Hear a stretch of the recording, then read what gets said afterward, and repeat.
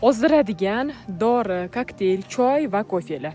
Ishoning, hozirgi kungacha mo'jizaviy, ichsiz ozdirib qo'yadigan dori, kokteyller mavjud emas.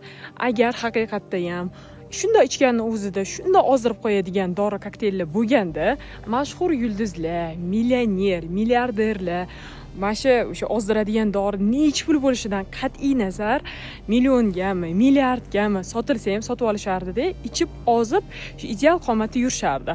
Lekin afsuski bunaqa ozdiradigan dori, kokteyller yo'q. Yoki o'sha ozdiradigan dori, kokteyllarni sotadigan insonlarning o'zida ortiqcha vazn bo'lmas edi. Keyin ozdiradigan dori, kokteyllarni o'sha oson yo'l bilan ozaman deb o'ylaydigan bo'lsangiz, bilmaysiz uni tarkibini, qanchalik organizmingizga zarar yetkazishini.